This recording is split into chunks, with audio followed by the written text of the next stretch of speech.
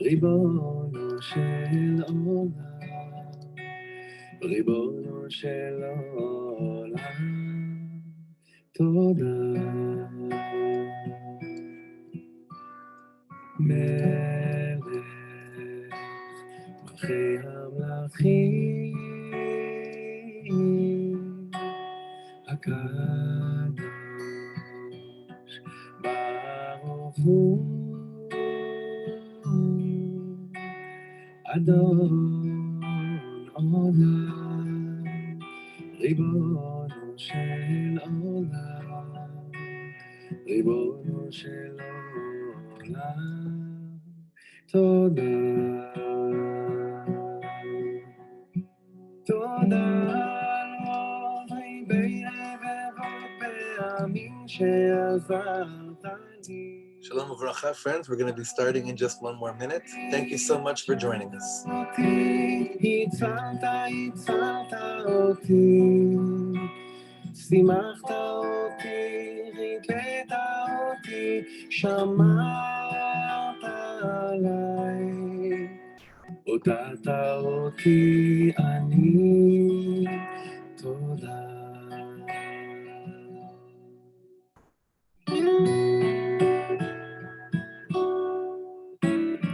מלך מלכי המלכים, הקדוש ברוך הוא,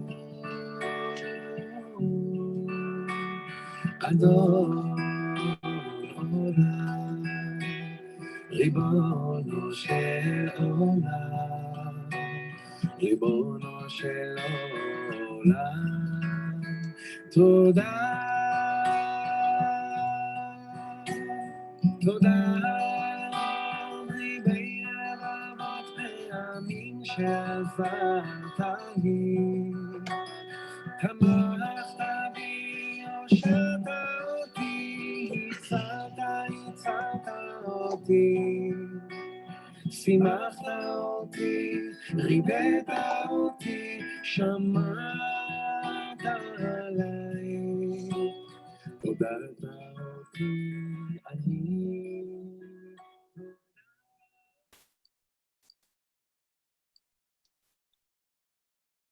Shavua Tov, everyone. Welcome. Thank you very much for joining us. Hoping everyone had a beautiful Shabbos.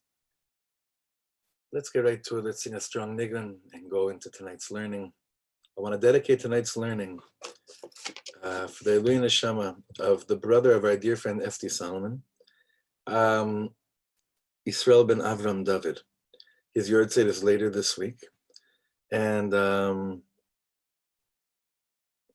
Be'ezrat Hashem Yitbarach, we're going to only know of Simchas for the whole family. Esti and Steve Alam Shlek Mishpacha. So it's a schus to dedicate tonight's learning. Le'ilui Nishmato. All right, Chavra.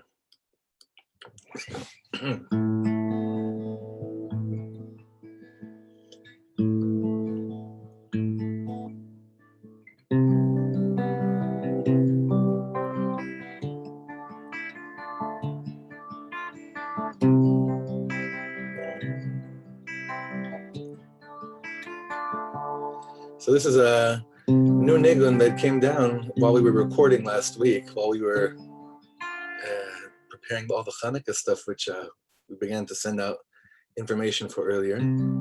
So I'm not sure if it's a keeper or not, but I like it.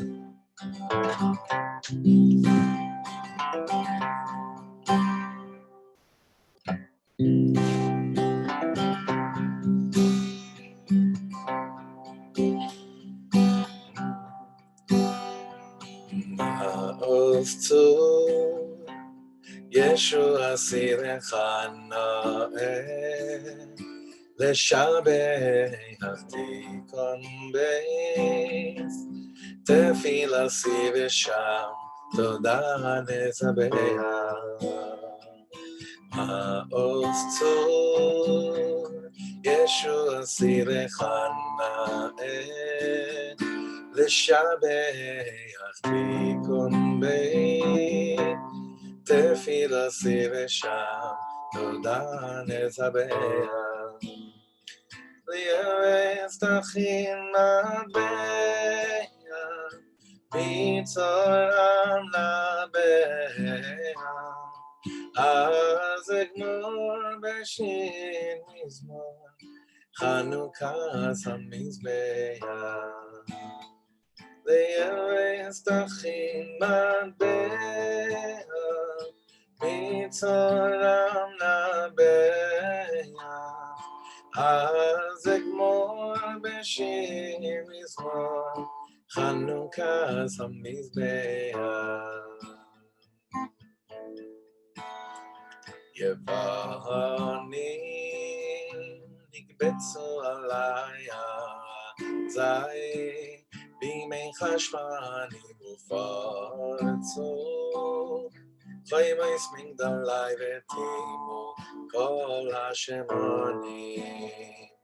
יבנים נקבצו עלי ארצי, בימי חשמנים ופרצו, חיימס מגדלי ותימו כל השמונים. ומיני סרקנקנים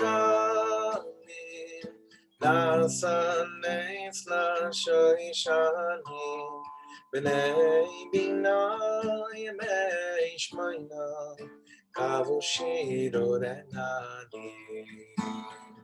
היו מיני סרקנקנים נעשה נץ לשוישנים, בני בינה ימי שמיינה קבו שירו דננים.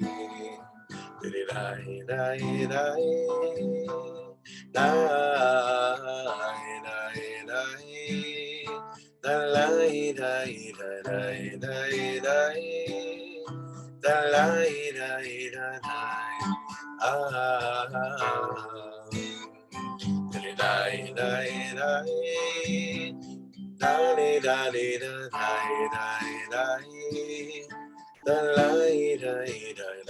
די די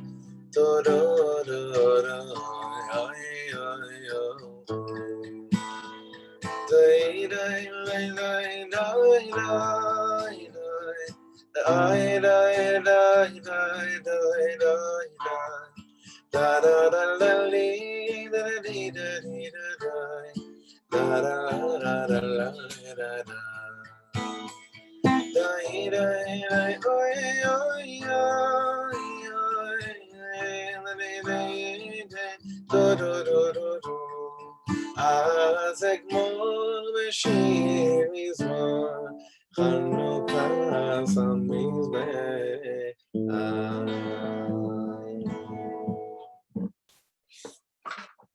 Something like that. Something like that. All right, so tonight, again, we're learning Leilui Nishmas Yisrael ben Avram David, whose yahrzeit is on Tezayin Kisev, like we mentioned before, the brother of our dear friend Esti Solomon. And Tehen Nishmas Yitzra B'tzar HaChaim, B'ezrat Hashem, and only nachas from his family.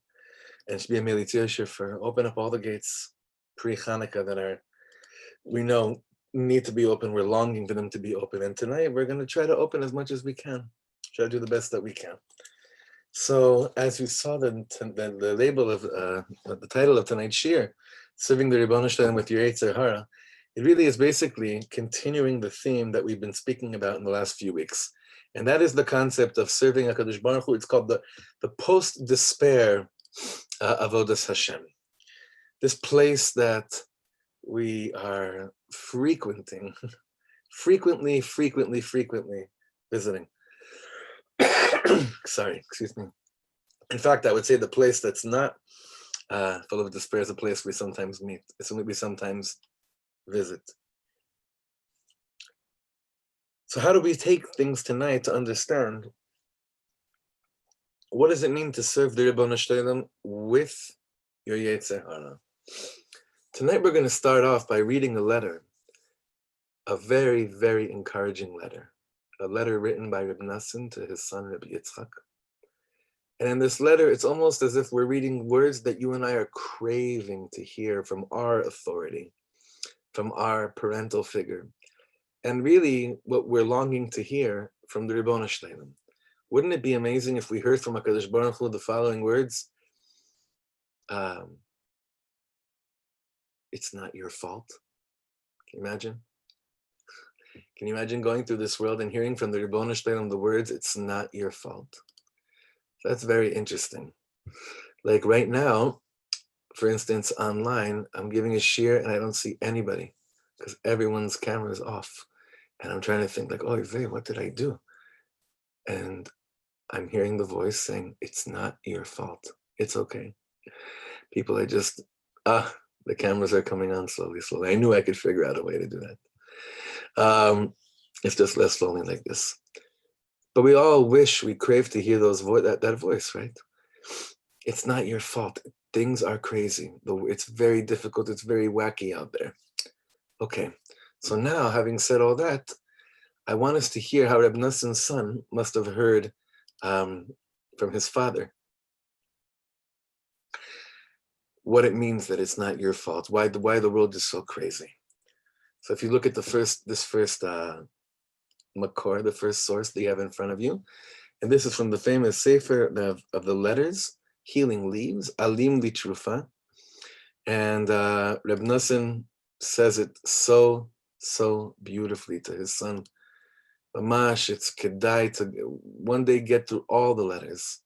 It's very much kedai because there's so many profound tips, advices, and pieces of direction in every letter that Reb Noson shared with his son, from the smallest things to the largest things.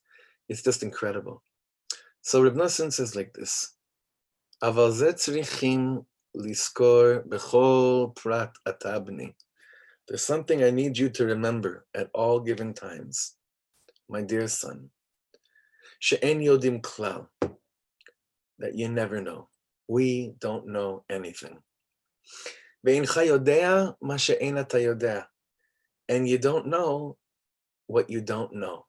So this seems like a very interesting choice of words here. You don't know what you don't know. What do we hear behind those words? You don't know what you don't know. It's almost saying to us, it's reassuring us that there are plenty of things in our lives that it's completely beyond us, and don't think that HaKadosh Baruch Hu expects you to know everything. Don't think that Hashem expects of you to figure out how to get out of every maze. You don't know what you don't know. And it's stating a reality. There are things that we really don't know and we don't understand. And you're not supposed to know it. Especially since there are a lot of things that we don't even know how we ended up in certain places, in certain situations.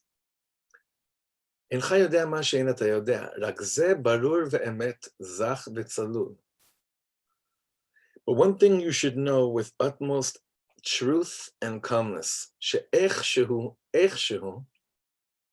somehow, whatever is happening with you, and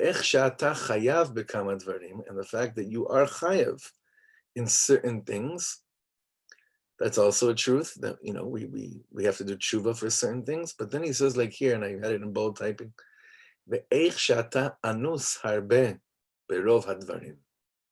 really, you are anus harbe berov hadvarim. Anus means you were coerced in most things. Most things that you've been following, my son, you really kind of didn't stand a chance. You were thrown into a very complicated time in life, in the world. Now, if he's saying this 150 years ago, obviously, can you imagine what he would be saying now about the kind of world that we're thrown into? So again, he's saying, you've been thrown into this world, there's so many things that you were thrown into, like kids that, I had one friend who was a crack baby. I couldn't believe this. I've always heard of that term. I just never met someone like that. And there was one person living in Achlaot. This is probably a while back. And I saw that he didn't seem that he was brilliant, a genius, but there was something off. I couldn't figure out what it was. And then one night we were sitting and he shared with me that he was a crack baby, meaning his mother, Hashem Yerachem, was on crack cocaine when she had him. He comes into the world totally anus, means that he's coerced, he's forced to live in a certain reality with certain limitations that are beyond him. But Reb Nosson saying over here to his son, that's not your situation. It's not that Chalila, you're, God forbid we should ever say these things about Reb Nosson's family. But what it is saying over here is that even you, my son, you're living in a world, and sometimes the surroundings, like the Rambam says, how a person's greatest influence on him is his own environment. And sometimes the environment is so out there, is so upside down, is so meshuga, that you're anus, berova dvarim. But what's amazing, Reb Nosson says, is what he continues to say over here. ואיך שאתה בכמה דברים, בכמה מצוות, ונקודות טובות, שאתה חוטף בחסדו וישועתו הנפלאה, בכל יום מה שעובר עליך בכל אלה. But what's amazing, he wants his son to point out, is that even though the reality that you're living with, the constraints of this world, the difficulties of this world that present them before you and have made your life very, very difficult, nonetheless, what blows my mind, his father is saying to his son, is that you still grab every moment and every opportunity to do a mitzvah. Even if, in the big picture, you feel completely pushed away from anything that has to do with righteousness and kedusha because of whatever the circumstances of the world are. Reb Nosson says, what blows me away, my son, is that you still grab every opportunity, lachtof, to grab a nekudat tova, one good thing. We spoke about this last week, how quite often when a person reaches a place of yeush, they don't think that it's kedai to mashkia, that it's worth investing anything that has to do with anything holy, because in their mind, their cheshbon of where they're at, they're so far out. They're completely far out. They're not close to it at all. So that's a very, very important thing that Reb Nosson is telling his son to learn about ourselves. We can learn about our own determination by noticing how, on the one hand, kshe oref, stiff-necked we are, because we're so stubborn, but we're also so stubborn that even if I think I may be going to hell for everything that I've been doing wrong, I'm still gonna try to, what we call not chaparayim, but I'm still gonna be a gewalt. I'm still gonna take advantage of a moment of being close to you, HaKadosh Baruch Hu. But there's a few points here in this letter. But one of the main ones I wanted us to tune into is self-compassion. Look, we're living in a tkufa right now that it may be one of the hardest times we ever went through. It may not be. In comparison, the way that we compare generations, it's not really fair, because the fact that most of us are not being persecuted right now by Nazis is not our fault. So to compare a situation to previous hardships doesn't really work. The fact that globally, I wouldn't really necessarily say that the state of the Jewish people is in starvation, literally, famine-wise, food-wise. And if you compare that to a previous generation, be like, look at the shefa that we have today. People learn how to adjust to whatever the Tanaim, the conditions they live with, in a very unique way.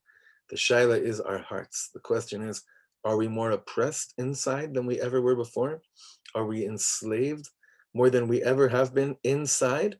Or is there something about us that actually feels that we're more free than ever? I don't know. I think that if I had to choose to guess, I would say that we're much more machmir on ourselves. We're much more makpid on ourselves lechumra in a bad, and sometimes, many times in a bad way. And we don't have enough self-compassion. So Reb Nosson's telling us, my kinderlach, There's so many situations you were born into that it's not your fault. It is what it is. Hashem has his cheshbonos, how everything is exactly the way that it's supposed to be. But you are not at fault for every single bad thing that you've done. Now you can only hear those words b'diavad, not lechatchila, because if lechatchila I work with those words, then I allow myself to do anything wrong. It's only b'diavad. There are many, many examples that we can give here in regards to people that suffer so much in this world with things, with spiritual failings that have nothing to do with themselves. They were put into impossible situations. I always thought about a mamzer that's born, someone that's a mamzer, that's born from an illegitimate marriage, right? Not talking about a halachical illegitimate marriage, right? From an ish v'chulei.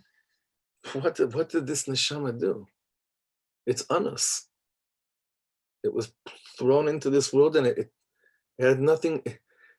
It didn't do anything wrong to earn the title of mamzer, and yet that shame is on the child. So the Ishbitzer has a long Torah on this in Parshas Bamidbar, I think, regarding Kohanim that are born with blemishes, that are puzzled from serving in the Beis HaMikdash, because if you had a blemish, you weren't allowed to serve in the Beis HaMikdash, and the Ishbitzer is trying to understand, what is this guy supposed to tell God? You created me with the inability to be who I am. That's a strong taina in this world. That's a strong taina in this world. So although that's not the same exact thing by all of us, there's a nekuda of that by all of us. That each of us share that pain of saying, you created me, it seems, Hashem, you put me into a world, and the bag that you dealt me seems like it's almost impossible for me to really be me. You created me. Today I was having a conversation with someone that just doesn't really believe that he has a chance to beat his Yetzer Hara. He's a big mamin.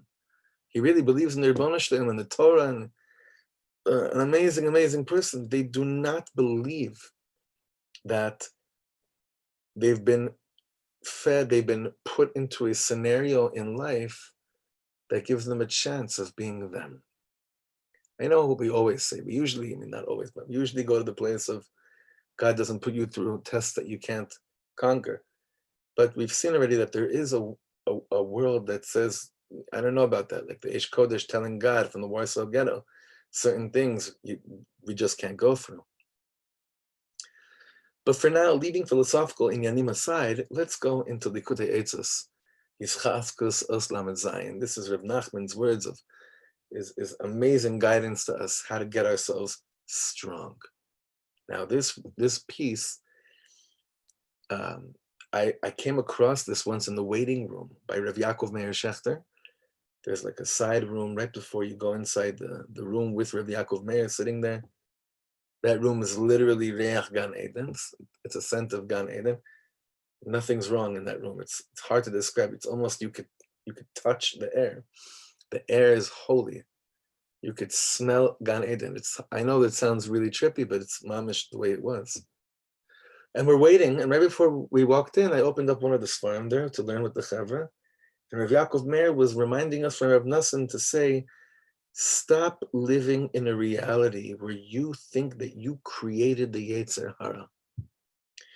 Once you acknowledge that you did not create your Yetzer Hara, maybe you feed it. Perhaps you do.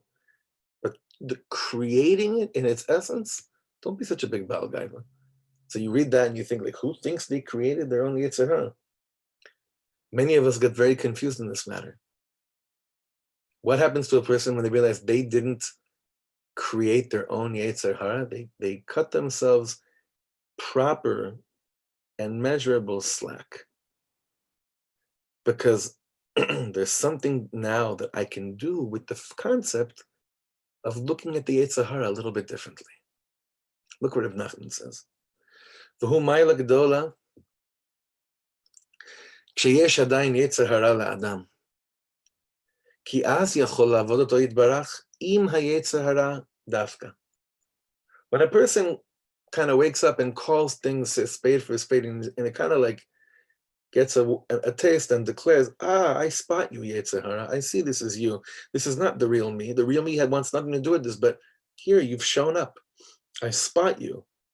I'm not confusing you with me. Reb Nachman says when a person's able to do that, they're somehow able to work with the Yetzer Hara dafka.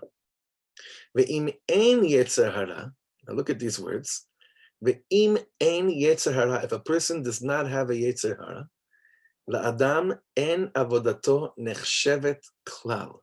That person's avodas Hashem, don't call it avoda, because it's not avoda. It's not work.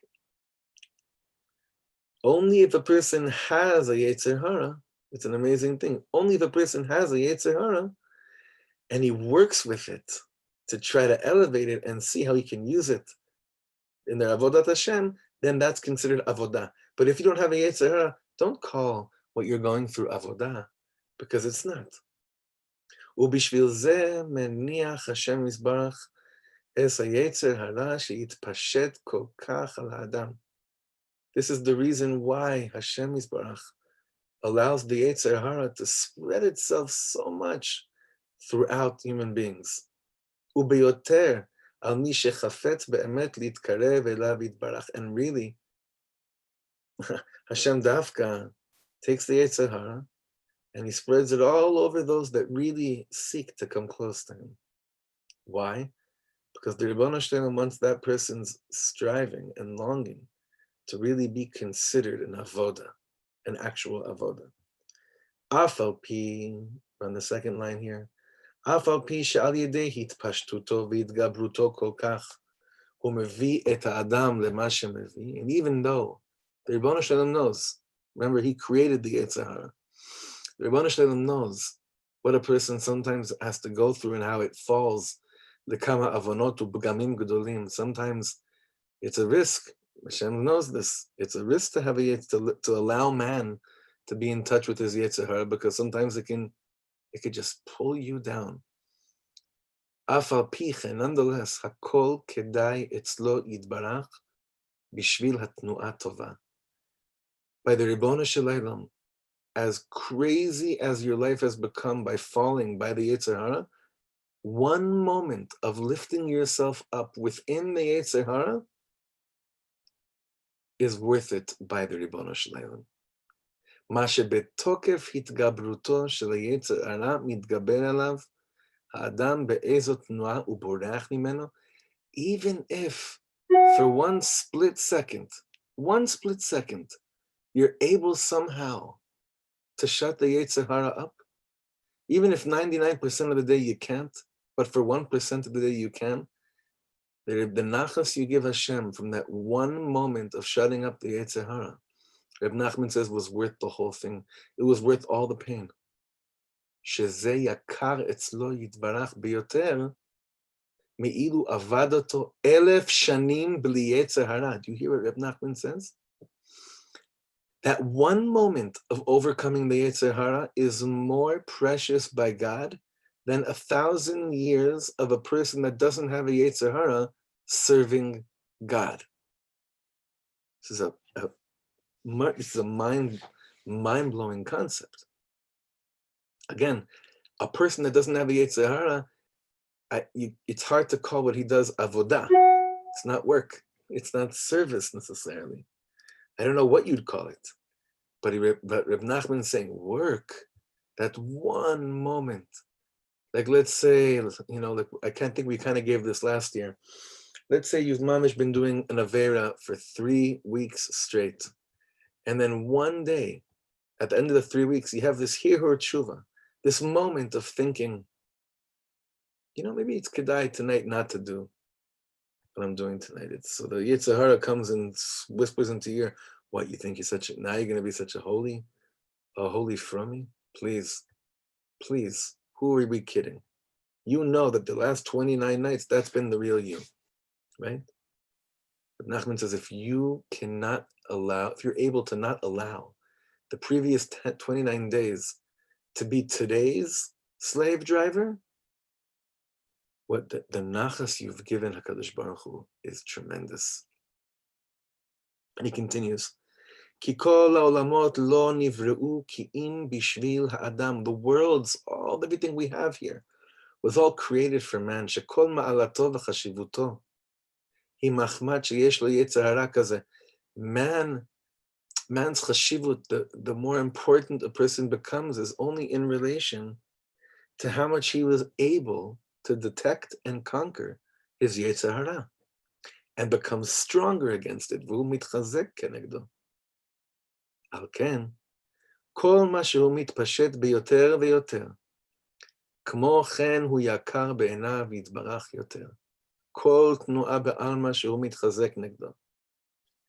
So too, the person that's struggling more and that has more moments of periodically refraining from letting the Yetzer Hara control him, that becomes, even though it might seem like a tiny gesture, Rav Nachman's begging us, saying, please understand, those are not tiny gestures in the eyes of God. I know in your eyes, it doesn't seem like it's something, but in the eyes of the Ribono Shleilam, it's something else. Hashem yitbarach be'atzmo ozro leze, kmo shene'emar, Hashem lo ya'azvenu beyado. And then you realize, oh my God, Ribono Shleilam, I don't know where you were the last 29 days, but I definitely know that the fact that I didn't allow how low I've been to prevent me from doing something holy tonight, that mamish came from you. And when you recognize that even that little bit of help comes from the Ribono Shleilam as well, it takes the whole concept of nachas. It takes it up a notch. I was thinking about this Torah in the context of Eretz Yisrael and Chutz La'aretz and Goz, and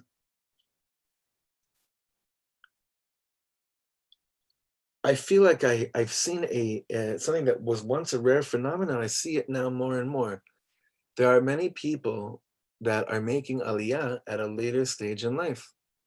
And they're not letting the fact that they never made aliyah when they first said they would, before their first kid goes into Kita Aleph or whatever it is, they're not letting the fact that perhaps when they were younger and they ignored those moments of awakening, they're not allowing them to say, what does it matter if I spend my last 5 years here or the last 5 months here? I could have been here for 50 years, 20 years. And the fact that you ignore those words and you allow today's excitement to come to Eretz Yisrael, bring you home, Reb Nachman says that is greater than 1,000 years of a tzaddik that doesn't have a Yetzer Hara serving the Ribono Shleilam. So Rabbi Nachman is doing, I mean, on the one hand, it seems very just lovely and beautiful and peaceful and everything, but he's also kind of, not giving us an out to justifiably say it's not worth the avoda. In this Gilgul, I didn't really get there. Like the letter that Reb Nosson wrote to his son, Berov hadvarim ata anus, in most matters that you fail, you're forced into situations where you didn't really have a choice in the matter. Remember that. But take a look at who you are. And when you serve God from within with the Yetzer Hara, alive and kicking in your life, but you still choose to say, I'm not going to wait until I don't have a Yetzer Hara to start serving you. That's what a lot of people do. They say, I'm going to wait until there's no bilbul, and then I'm going to start to be on the right path. Why would God be interested in what I have to say to him when he knows I have impure thoughts in my mind?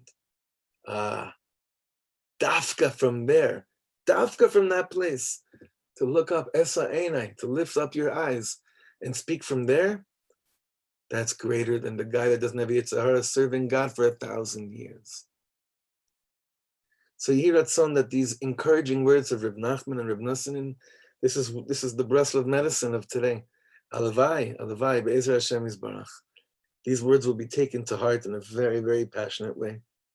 And that we will give a lot of chashivut, a lot of importance to the moments where we choose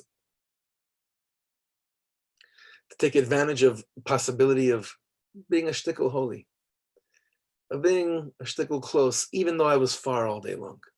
And friends, it's not just between us and the Ribono Shleilam. With our spouses, with our children, with our parents, it's the same exact thing. It's the same thing. You could think, I was never really the father I wanted to be. What, at the age of 70, I'm going to start to pretend that my kids should think that I'm interested in having a relationship with them when I really am, but that's not what they're going to think. Tachtof ma she'ata yachol lachtof. Grab what you can. Grab any moment that enables you to be what you want to be right now. And the amount of nachas is just unbelievable. Have a wonderful evening, everyone.